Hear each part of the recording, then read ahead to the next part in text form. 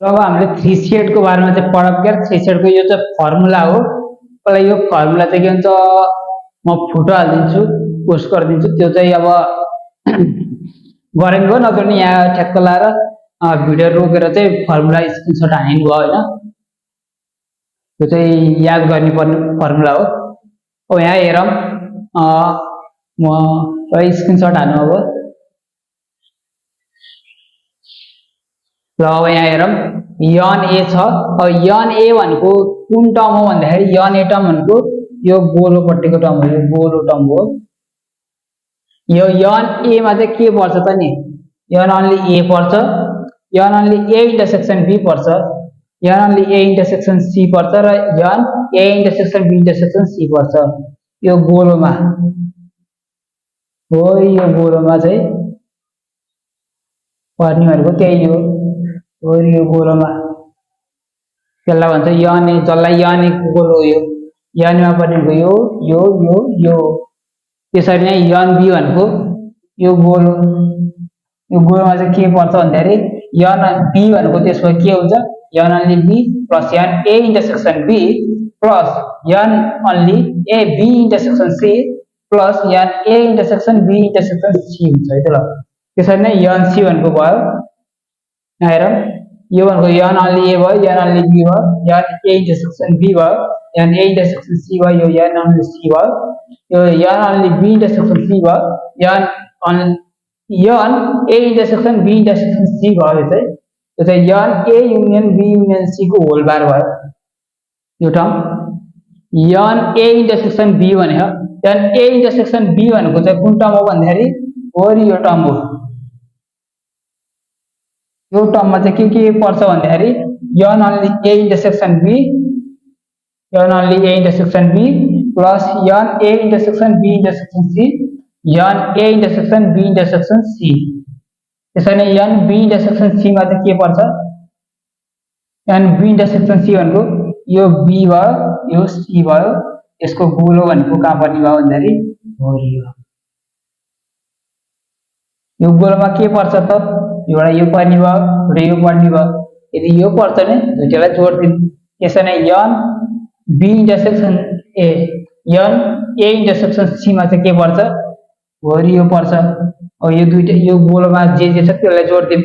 N only A intersection C र n A intersection B intersection C, यो दुईटालाई जोड्दिनु है त। यति भयो।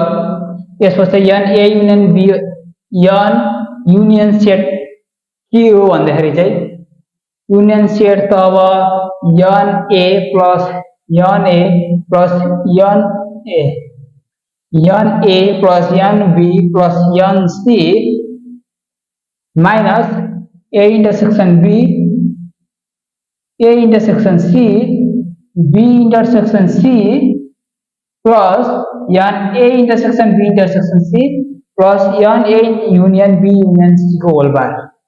एउटा चाहिँ यो फर्मुला भयो। अर्को चाहिँ यन युनियन भनेपछि सबै जोडिदिने गोलोभित्र के छ, यो प्लस यो प्लस यो प्लस यो प्लस यो प्लस यो प्लस यो प्लस यो सबलाई जोड्दैछ युनियन सेट बन्छ। अब तिमीहरूले यो होइन म यो लेख्दिनँ यही लेख्छु भनेर, तर यो होइन यसको यो हुन्न होला भन्छौ भने तिमीहरूले डिराइभ गर्न सक्छौ। यन ए को साटो यो हाल्ने, यन बी को साटो यो, यन सी को साटो यो, यन ए इन्टरसेक्सन बी को साटो यो हालो, यसको साटो यो हालो, यो हालो, यसको यसको साटो यो हालो होइन। त्यसपछि के भन्छ भ्यालु निकाल्दाखेरि आउने भनेको यही टर्म हो। यो चाहिँ अन्ली को टर्ममा अन्ली भनेर दियो भने, यो चाहिँ केही पनि भन्न भने क्वेसनमा आउँछ नि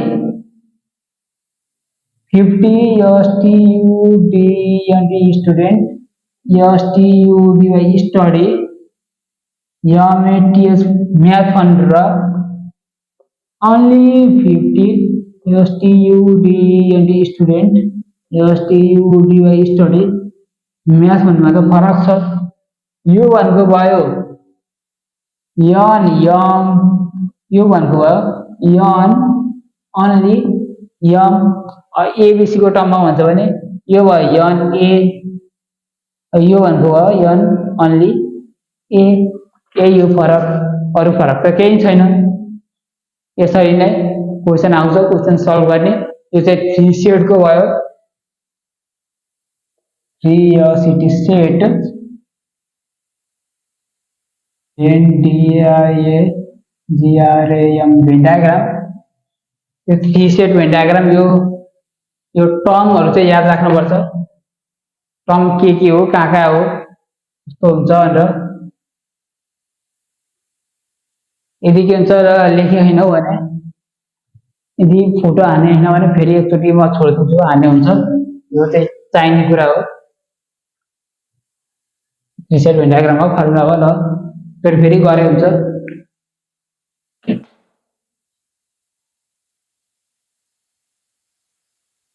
अब चाहिँ क्वेसनतिर बढौँ।